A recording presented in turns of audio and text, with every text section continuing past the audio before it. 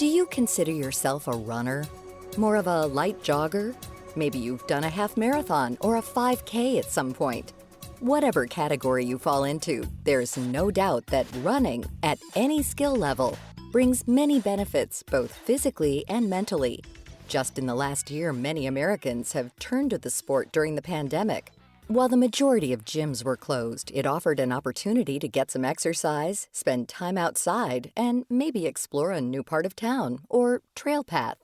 Dean Karnazes is one of those people that found solace in running outdoors. However, his runs are probably longer than yours. Karnazes is a professional ultra-marathon runner and the author of the book A Runner's High. So, what exactly is an ultra-marathon? A marathon is 26.2 miles. And in Latin, the phrase ultra, the prefix ultra means beyond. So an ultramarathon is anything beyond 26.2 miles. So a typical ultramarathon is 50 miles or maybe 100 kilometers, which is 62 miles, or maybe 100 miles. And that's what an ultramarathon is. It's a long distance foot race, and it's usually continuous. So you have a certain amount of time you have to finish the race. And is it challenging? It's incredibly challenging. And, how do you train? Well, you train by running quite a bit. So I typically run maybe 60 to 80 miles a week, sometimes more than that. And I also do a lot of cross training because it's very rigorous when you're doing these sort of events and you want your body to be as strong as possible. Apart from the physical challenges, Karnazes says pushing through the mental barriers can sometimes feel more daunting during these long runs. He's had bad days where the exhaustion settles in, and with it comes the strong urge to keel over and give up, especially during the last half of a long run.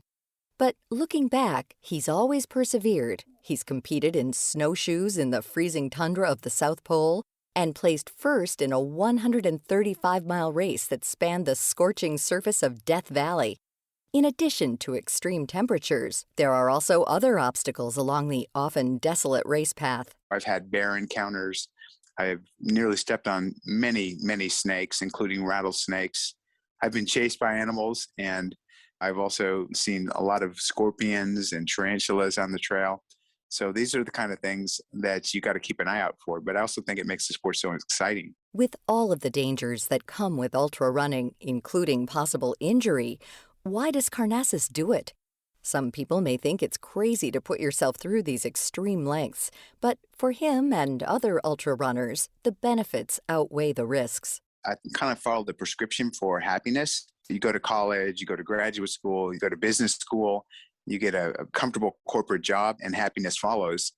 But the prescription wasn't working for me. I had all these things and I was miserable. I think that we've gotten things a little bit twisted around in Western culture. I think we thought if we had every convenience available to us, we'd be happy. And I think in a lot of ways, we're so comfortable, we're miserable.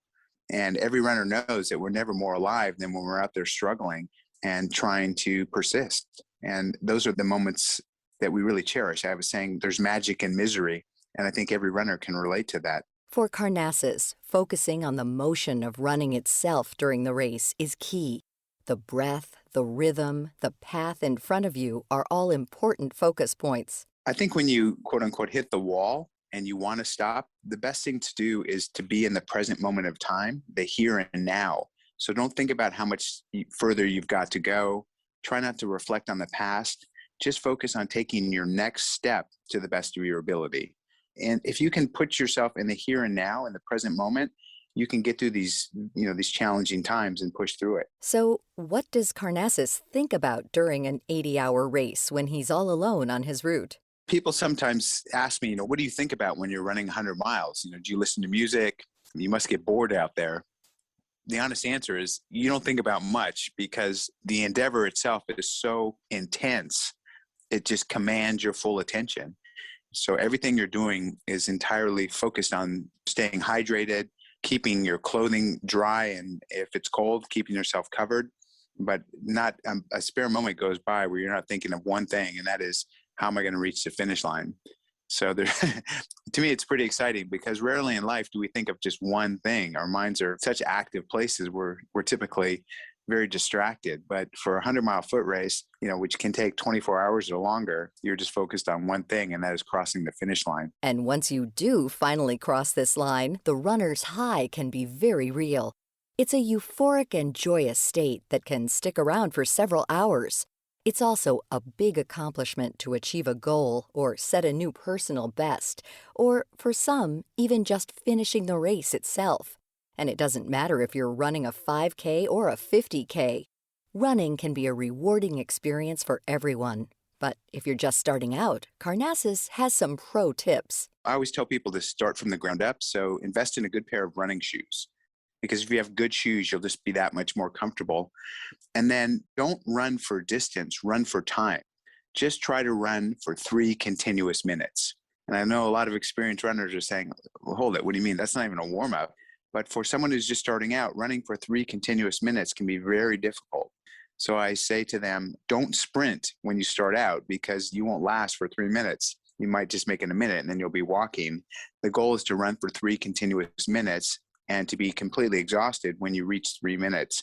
And if you can make it 3 minutes, then move up to 5 minutes. And after 5 minutes, move up to 10 minutes. And after 10 minutes, see if you can run continuously for 15 minutes. And once you hit that point, then try to run 5K, which is 3.1 continuous miles. And that's a good way to kind of stair step into it. And becoming a better runner doesn't just mean running more. Karnazes notes that doing other exercises can also help to bolster endurance and lessen the risk of injury. It's not just running, but cross-training. So building your overall muscle strength. And that might be with, push-ups, pull-ups, sit-ups, burpees, lunges, things of those nature that condition your muscles beyond just running. In addition to good shoes, a healthy diet, and other types of exercise, running with a buddy can also be very motivating.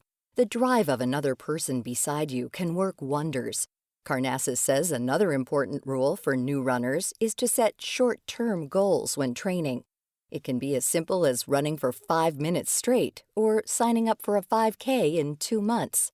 So what's on the agenda next for Karnazes? One time I ran 50 marathons in all of the 50 U.S. states in 50 consecutive days. And it was just the greatest adventure ever. It was exploration at its finest because not only did I get to visit all 50 states, I got to tour them at 6 miles an hour. And I want to take that same sort of concept global. So I'd like to run a marathon in every country of the world in a 1-year time frame.